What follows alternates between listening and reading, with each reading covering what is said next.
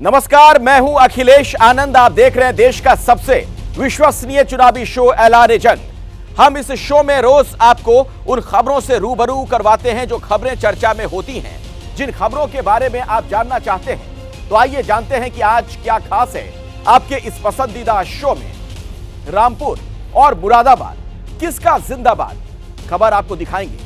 पहली टक्कर क्या है, मांझी फैक्टर, चल रहा है प्रचार, कहां है नीतीश कुमार, विजय कनेक्शन, प्लेन में सूर्य तिलक दर्शन, इलेक्शन से पहले रेड एंड, तमाम बड़ी खबरें आपके सामने हम रखने वाले हैं। अब इस वक्त की ब्रेकिंग न्यूज आप तक पहुंचा दें। बुलेटिन की शुरुआत इसी से करेंगे।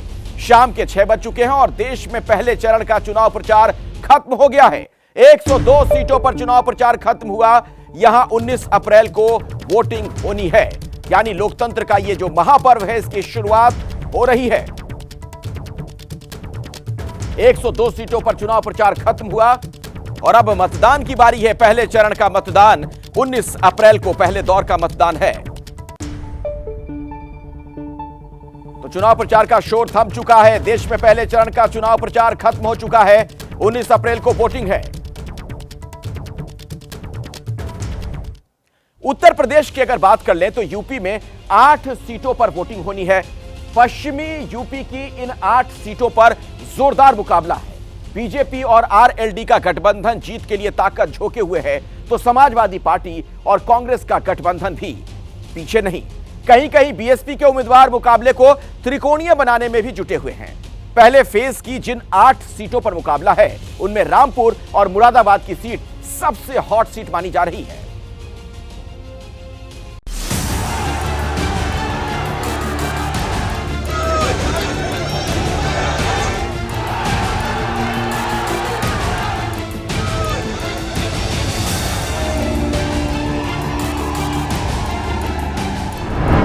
थम गया पहले दौर का प्रचार।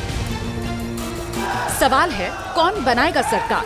कहते हैं दिल्ली की सल्तनत में वो ही ताज पहनता है जो यूपी की जनता के दिलों पर राज करता है। सहारनपुर, कैराना, मुजफ्फरनगर, बिजनौर, नगीना, मुरादाबाद, रामपुर और पीलीभीत, 80 में से ये वो 8 सीटें हैं जहां पहले चरण में वोट डाले जाएंगे। सभी पार्टियों ने पूरी ताकत झोंक दी है। जाट और मुस्लिम बहुल ये 8 सीटें तय करेंगी 24 में यूपी किस ओर जा रहा है। वैसे तो सभी सीटों पर टक्कर जोरदार है, लेकिन सबसे पहले बात उस सीट की जो समाजवादी पार्टी का गढ़ मानी जाती है। लेकिन बीजेपी को उम्मीद है कि ये चुनाव बदलाव लेकर आएगा। रामपुर, मुरादाबाद, 4 जून को किसका जिंदाबाद? पहले बात रामपुर की, जिसे समाजवादी पार्टी नेता आजम खान का गढ़ माना जाता है। आजम खान जेल में हैं। समाजवादी पार्टी के लिए इस सीट को बचाना बड़ी चुनौती बन गया है। रामपुर में समाजवादी पार्टी के मौलाना मुहिबुल्लाह नदवी की टक्कर बीजेपी के घनश्याम लोधी से है। लोधी क्या कर सकते हैं, इसका ट्रेलर 2022 उपचुनाव में रामपुर में सभी ने देखा, जब लोधी ने उपचुनाव में समाजवादी पार्टी को हराकर जीत हासिल की।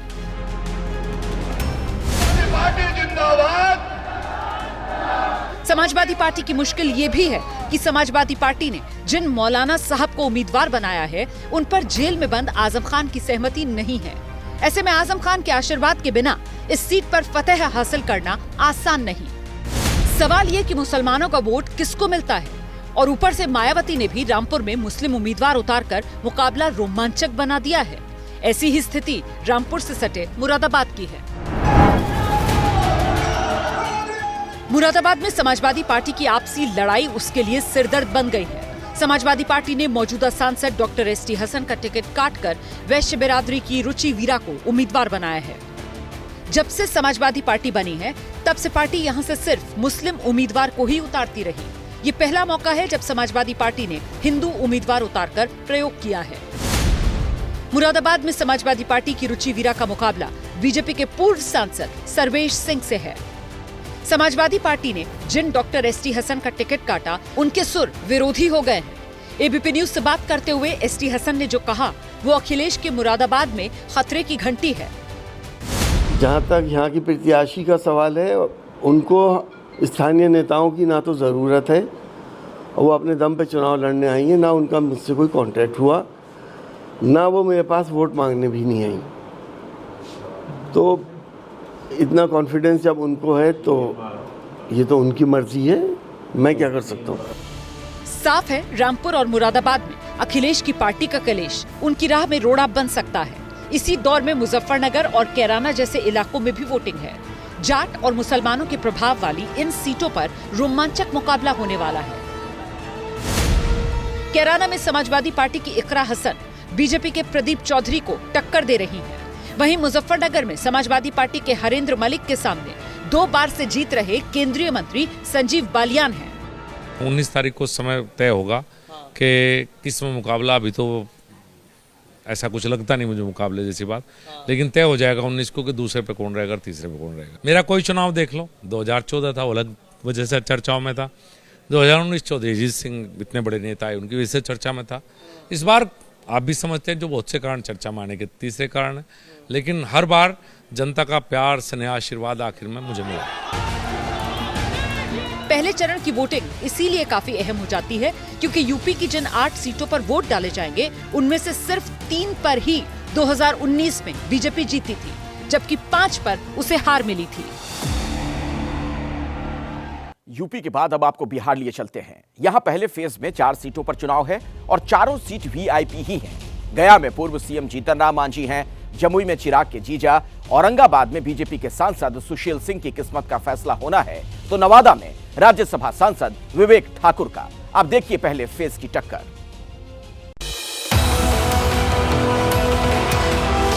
बिहार में पहले चरण के चुनाव के लिए प्रधानमंत्री नरेंद्र मोदी ने 3 लोकसभा सीटों पर रैली की। सबसे पहले जमुई में प्रचार किया, फिर नवादा में और कल बिहार के गया में जीतन राम मांझी के लिए वोट मांगे। पहले चरण में बिहार की 4 लोकसभा सीटों पर वोटिंग है और प्रचार का शोर इन चारों सीटों पर थम गया है। बिहार के पहले फेज में जिन प्रमुख उम्मीदवारों की किस्मत का फैसला होना है उनमें से एक गया से बिहार के पूर्व मुख्यमंत्री जीतन राम मांझी शामिल है। मांझी एनडीए के उम्मीदवार है और उनका मुकाबला बिहार के पूर्व मंत्री और विधायक आरजेडी के कुमार सर्वजीत उनसे है। साल 2019 में यहां से जेडीयू के उम्मीदवार ने जीत दर्ज की थी। 2019 में एनडीए को गया में 4,67,000 वोट मिले थे। तब महागठबंधन के उम्मीदवार रहे जीतन राम मांझी को 3,14,000 वोट मिले थे। पहली बार जीतन राम मांझी एनडीए उम्मीदवार के तौर पर यहां से किस्मत आजमा रहे हैं। अबरी बार 400 पार का नारा दिया गया है और 400 पार क्यों होगा उसका भी कल वर्णन उन्होंने कर दिया। ये चुनाव जीतन मांझी का नहीं है, ये चुनाव नरेंद्र मोदी जी का है कि अब की बार 400 पार। नहीं, यही तो गलत है ना। मोदी को, माननीय देश के प्रधानमंत्री जी को ये कहना चाहिए कि जनता को कि मैंने काम किया है, मैंने इतने करोड़ युवाओं को रोजगार दिया है, मैंने ये काम बिहार में ये इंडस्ट्री लगा दी है, मैंने पलायन को रोक दिया है, मैंने टूरिज्म को बढ़ावा दिया। ये बोलिएगा कि मोदी के नाम पे वोट मांगिएगा। सर्वजीत आज वोट किस पे मांग रहा है? किसके नाम पर? अपने नाम पर। विकास के नाम पे, काम के नाम पे, काम के नाम पे मांग रहा है। नवादा में बीजेपी के विवेक ठाकुर की किस्मत का फैसला होना है। विवेक अभी राज्यसभा सांसद हैं और पहली बार लोकसभा का चुनाव लड़ रहे हैं। पीएम मोदी से लेकर यूपी के सीएम योगी आदित्यनाथ और बिहार के सीएम नीतीश कुमार भी विवेक ठाकुर के पक्ष में प्रचार कर चुके हैं। विवेक ठाकुर दावा कर रहे हैं कि जीत उन्हीं की होगी। आए थे यहाँ पे रैली करने, योगी जी भी आए। जनता का क्या मूड लग रहा है? जनता उफान पे है, बड़ा स्पष्ट है। इस बार 40 में 40 होगी और उसी दिशा में बढ़ेगा कि अब की बार 400 पार। किन मुद्दों पे आप चुनाव लड़ रहे हैं सर यहाँ पे? विकास, सकारात्मक राजनीति और विकास। देखिए, नवादा भी लालू यादव के उसी कालखंड का मारा हुआ है जो पूरा बिहार जिसमें मरा था, और यही चेष्टा हमारी है कि जो प्रधानमंत्री ने संकल्प लिया है कि एक विकसित नवादा की कल्पना के साथ और सकारात्मक सोच के साथ हम विकास की राजनीति में जाएंगे। विवेक ठाकुर के खिलाफ आरजेडी ने कुशवाहा जाति के श्रवण कुशवाहा को उम्मीदवार बना रखा है। एबीपी न्यूज के रिपोर्टर शशांक से बातचीत में श्रवण भी अपनी जीत का दावा कर रहे हैं। राजबल्लभ के परिवार के सदस्य को यहाँ पे टिकट मिलता रहा। उनकी पत्नी 2019 में विभा देवी लड़ी थी, इस बार टिकट नहीं मिला उनके परिवार के सदस्य को, तो उनके भाई विनोद यादव निर्दलीय लड़ रहे हैं और आरजेडी के 2 विधायक उनका समर्थन कर रहे हैं। तो आप मान रहे हैं कि ये मामला त्रिकोणीय हो रहा है? देखिए, ये आंधी तूफान नहीं, सुनामी है भाई तेजस्वी जी की, और इसमें किसी के नहीं चलने वाले। आप पूरे नवादा घूम के देख लीजिए, कहीं किसी से कोई मुकाबला नहीं है। श्रवण कुशवाहा को इस सीट पर पार्टी की गुटबाजी का सामना करना पड़ रहा है, लेकिन उनके लिए तेजस्वी यादव ने इलाके में ताबड़तोड़ रैलियां कर माहौल बनाने की कोशिश की है। नवादा में आरजेडी के नेता राजबल्लभ यादव का परिवार पार्टी से बगावत कर चुका है। राजबल्लभ के परिवार से विनोद यादव निर्दलीय मैदान में हैं, जिनका प्रचार इलाके के 2 आरजेडी विधायक कर रहे हैं। राजबल्लभ के परिवार की बगावत आरजेडी को नुकसान पहुंचा सकती है। इस सीट पर निर्दलीय उम्मीदवार और लोक गायक गुंजन सिंह भी किस्मत आजमा रहे हैं। गुंजन सिंह भूमिहार जाति के हैं और लोकल उम्मीदवार होने की बात कहकर वोट मांग रहे हैं। पहले चरण के चुनाव में बिहार की जो चौथी सीट है वो है औरंगाबाद की सीट। इसे बिहार का चित्तौड़गढ़ भी कहा जाता है, क्योंकि यहाँ राजपूत वोटरों की संख्या ज़्यादा है। औरंगाबाद से बीजेपी के प्रत्याशी हैं सुशील सिंह। यहाँ राजपूत जाति के नेता ही चुनाव जीतते रहे हैं। राजपूतों के गढ़ में सिंधमारी करने के लिए आरजेडी ने कुशवाहा समाज से आने वाले अभय सिन्हा को उम्मीदवार बनाया है। तेजस्वी यादव अपने उम्मीदवार के लिए यहाँ ताबड़तोड़ रैलियां कर चुके हैं। जमुई सीट से 2 बार लगातार चिराग पासवान सांसद रह चुके हैं। इस बार खुद चिराग हाजीपुर से चुनाव लड़ रहे हैं, तो जीजा अरुण भारती को यहाँ से मैदान में उतारा है। जमुई सुरक्षित सीट है और यहाँ आमने सामने की टक्कर है, जिसमें कड़ा मुकाबला दिख रहा है। चिराग पासवान जो कि राष्ट्रीय अध्यक्ष हैं, वो खुद अपनी सीट हाजीपुर छोड़ करके अरुण भारती के समर्थन में प्रचार कर रहे हैं। चिराग पासवान अपनी सीट छोड़ करके आपके आए हैं, देर रात तक कार्यकर्ताओं से मीटिंग ले रहे हैं, इलाके अलग अलग इलाकों में घूम रहे हैं। क्या कुछ ट्रिकी लग रही है ये सीट? नहीं, ये सीट बिल्कुल ट्रिकी नहीं है। चिराग पासवान जी ने धरातल पे काम किया है। अर्चना रविदास को कितना बड़ा प्रतिद्वंदी आप मांग रहे हैं? क्या मान रहे हैं कि वो रेस में है? नहीं, मैं किसी को प्रतिद्वंदी नहीं मार रहा हूँ, मैं किसी का नाम नहीं लूँगा, लेकिन यहाँ कोई रेस में है ही नहीं, क्योंकि उनके पास दिखाने के लिए धरातल पे कोई काम नहीं है जिसके बेसिस पे वो जाके जनता से आशीर्वाद मांगे। पहले चरण के चुनाव के लिए बिहार में जमुई सीट भी हॉट सीट है। यहाँ से एलजेपी अध्यक्ष चिराग पासवान के जीजा अरुण भारती को एनडीए ने अपना उम्मीदवार बनाया है। पीएम मोदी ने भी अपनी पहली चुनावी रैली अरुण भारती के समर्थन में ही की थी। यहाँ से राष्ट्रीय जनता दल ने अरुण भारती के खिलाफ अर्चना रविदास को खड़ा किया है। अभय सिन्हा जेडीयू के विधायक रह चुके हैं। चुनाव लड़ने के लिए जेडीयू छोड़कर आरजेडी में शामिल हुए। इस सीट पर कड़ा मुकाबला दिख रहा है। 19 अप्रैल को इन 4 सीटों पर वोटिंग है। सबसे तेज नतीजे आप 4 जून को एबीपी न्यूज पर देख पाएंगे। उत्तराखंड में सभी 5 सीटों पर पहले फेज में चुनाव है। यहां सीधा मुकाबला बीजेपी और कांग्रेस के बीच है। पिछली बार सभी 5 सीट बीजेपी जीती थी।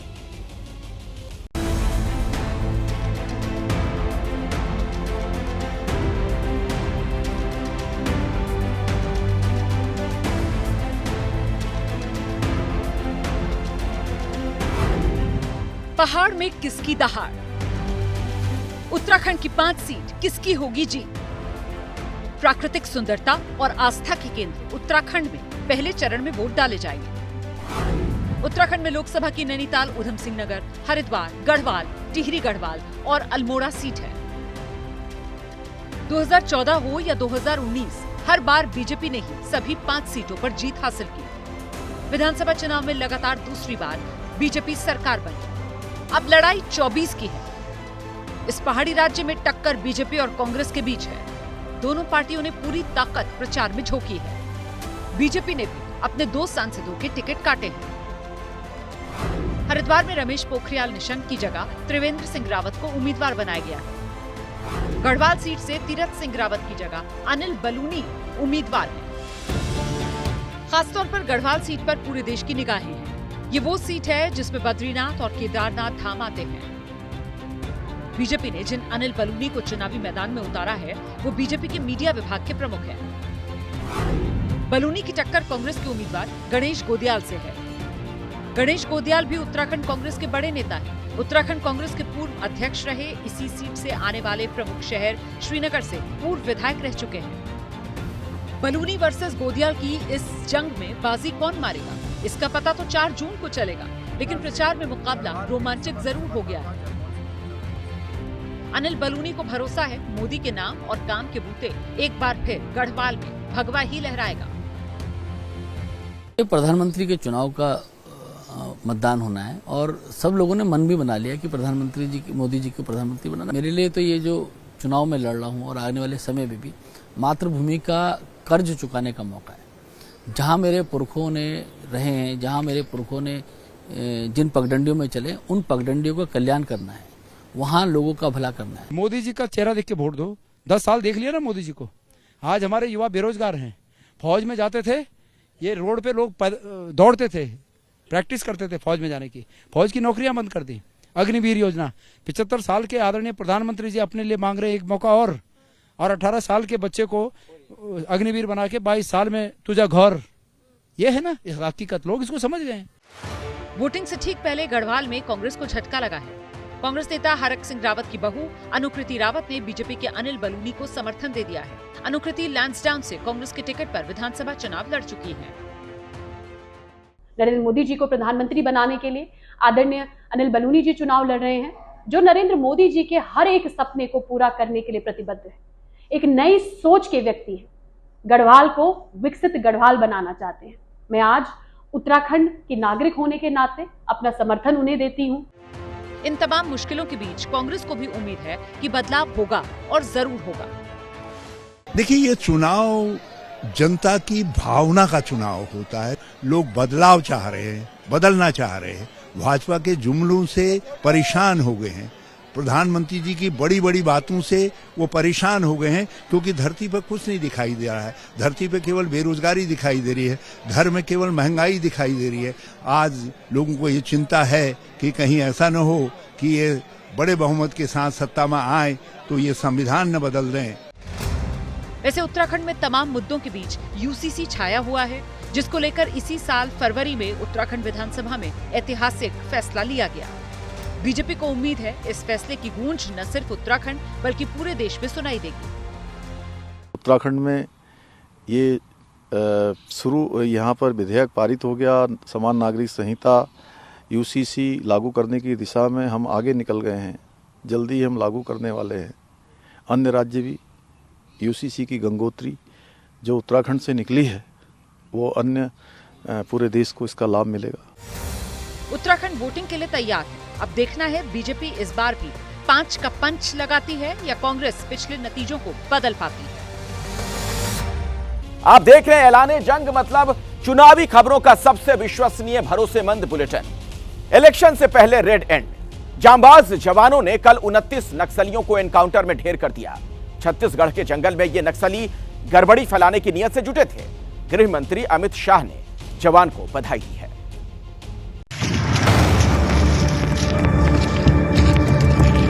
छत्तीसगढ़ का घना जंगल, जंगल में मोर्चा संभालते जवान।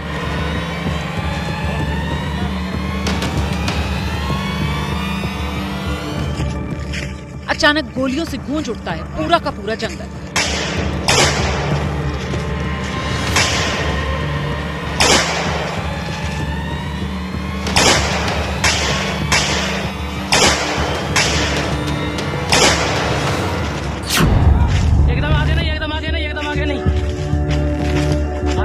पहले चरण के चुनाव से ठीक पहले छत्तीसगढ़ के कांकेर में सुरक्षा बलों ने नक्सलियों को नेस्तनाबूद कर दिया।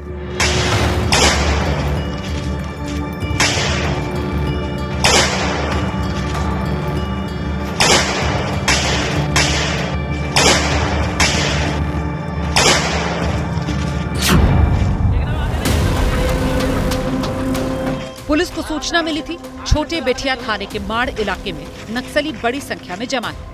सोमवार की रात जवानों की स्पेशल टीम को नक्सलियों पर एक्शन के लिए रवाना किया गया। मंगलवार तड़के 200 से ज्यादा जवानों ने जंगल घेर लिया और फिर शुरू हुआ नक्सलियों के खिलाफ सबसे बड़ा ऑपरेशन। मंगलवार की दोपहर नक्सलियों को सुरक्षा बलों के मूवमेंट की भनक लगी तो फायरिंग शुरू कर दी। इसके बाद जवानों ने जवाबी कार्रवाई शुरू की। घंटों चली गोलियों के बाद जब नक्सलियों ने फायरिंग बंद कर दी तो सर्च ऑपरेशन शुरू हुआ। इसके बाद ही कलपड़ पहाड़ी पर लाल आतंक के अंत की तस्वीर साफ हो गई। ये टीवी स्क्रीन पर हथियारों का जखीरा जो आप देख रहे हैं, ये हथियार उन्हीं नक्सलियों के पास से मिले हैं जिन्हें सुरक्षा बलों ने मंगलवार को मार गिराया। छत्तीसगढ़ के इतिहास में ये पहला मौका जब एक साथ 29 नक्सली सुरक्षा बलों की गोलियों का निशाना बने। 29 नक्सलों को एट ए टाइम एक ऑपरेशन में न्यूट्रलाइज करके, वो भी डिविजनल कमांडर लेवल के, ये पुलिस की तरफ से, बीएसएफ की तरफ से एक बहुत बड़ा अचीवमेंट है। अभी हमारा टारगेट है कि जो नक्सल इंजर्ड हैं उनके ऊपर भी हम लीड ऑपरेशन करें। ये पहली बार ऐसा हुआ है कि जबकि डिविजनल कमेटी लेवल के शंकर राव और ललिता दोनों के दोनों कमांडर्स को हमने मारा है। डीआरजी यानी डिस्ट्रिक्ट रिजर्व गार्ड के 150 जवानों के साथ बीएसएफ के 40 कमांडोज और बस्तर फाइटर के जवान इस ऑपरेशन में शामिल हुए। डीआरजी की टीम को नक्सलियों के खिलाफ गुरिल्ला युद्ध का माहिर माना जाता है। इस ऑपरेशन में 25 लाख का इनामी नक्सली शंकर राव मारा गया। महिला नक्सली डिप्टी कमांडर ललिता को भी सुरक्षा बलों ने इस कार्रवाई में मार गिराया।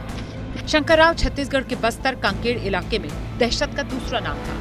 ये उसकी बहुत पुरानी तस्वीर है, क्योंकि नई तस्वीर सुरक्षा बलों के पास भी नहीं। शंकर राव मूल रूप से तेलंगाना का रहने वाला था और नक्सलियों के कांकेड़ ग्रुप का हेड था। क्योंकि कल जैसे मुठभेड़ के पश्चात AK-47 SLR INSAS 303 carbene 9mm pistol इस प्रकार के जो ग्रेडेड वेपन्स रिकवर हुआ थे, आमतौर पर ये सब जो सीनियर माओवादी कैडर्स या PLJ फॉर्मेशंस द्वारा इस्तेमाल की जाने वाले वेपन्स है। शायद ये पुराना किसी न किसी घटना में सुरक्षा बल से भी लूटा हुआ हथियार लग रहा है। उसका आइडेंटिफिकेशन, वेपन्स का भी आइडेंटिफिकेशन एक आध दिन में हो जाएगा। और जैसा जिस तरीके से जो सामग्री मिला, आर्म्स एम्युनिशन मिला और उनकी जो अन्य जो मॉइस्ट हाइड से जो सामान बरामद हुआ, इन सबसे प्रतीत हो रहा काफी बड़ी संख्या में सीनियर माओवादी कैडर का भी है। जैसा 2 DVC का तो एस्टेब्लिश हो गई और अन्य जो माओवादी कैडर का भी शनाख्ती जल्दी एस्टेब्लिश होने का हमको संपूर्ण एक जानकारी मिल सकता है। नक्सलियों के पास 30 से ज्यादा हथियार बरामद किए गए, जिसमें AK-47 से लेकर इंसास राइफल शामिल है। मारे गए नक्सलियों में 14 महिला नक्सली भी हैं।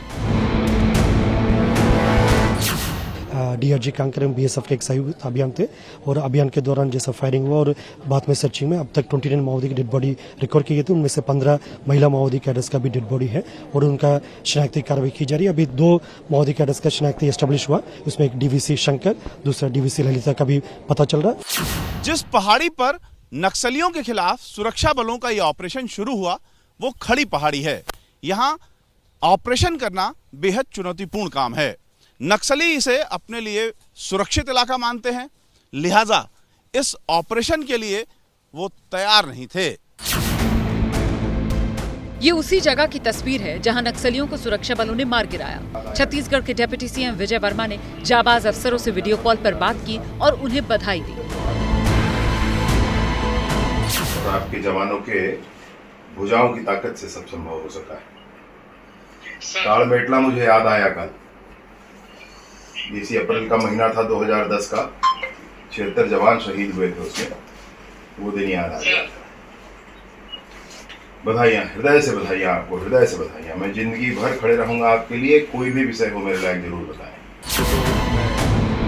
देश के गृह मंत्री अमित शाह ने जाबाज जवानों की इस कार्रवाई पर उन्हें बधाई दी और कहा कि जब से बीजेपी की सरकार बनी है तब से नक्सलियों के खिलाफ ऑपरेशन तेज हुआ है। सुरक्षा बलों को कल छत्तीसगढ़ में सुरक्षा बलों को बड़ी सफलता प्राप्त हुई है। मोदी जी जब से प्रधानमंत्री बने तब से नक्सलवाद और आतंकवाद के खिलाफ एक सातत्यपूर्ण अभियान भारतीय जनता पार्टी की सरकार ने चलाया है और छत्तीसगढ़ में भारतीय जनता पार्टी की सरकार बनने के बाद छत्तीसगढ़ में लगभग 3 महीने के समय में 80 से ज्यादा नक्सली ढेर हुए हैं, 125 से ज्यादा अरेस्ट किए गए हैं और 150 से ज्यादा नक्सलियों ने सरेंडर किया है। बहुत कम समय के अंदर मोदी जी के नेतृत्व में हम देश से नक्सलवाद को उखाड़ फेंकेंगे। छत्तीसगढ़ के पूर्व CM भूपेश बघेल कह रहे हैं उनके कार्यकाल में नक्सलियों के खिलाफ कार्रवाई की नीति रही, उसी का ये नतीजा है। हमारे शासनकाल में एक भी बर्बाद बंदूक जब्ती नहीं, बड़े हथियार ही जब्त किए और बड़े नक्सली या तो सरेंडर किए या मारे गए। तो हम लोगों ने भर्ती काउंटर नहीं, हमारे शासनकाल में कोई भर्ती काउंटर नहीं। चुनाव से पहले नक्सलियों के खिलाफ ये बहुत बड़ी कार्रवाई है। एक तरह से देखें तो इस ऑपरेशन ने नक्सलियों की कमर तोड़ दी है।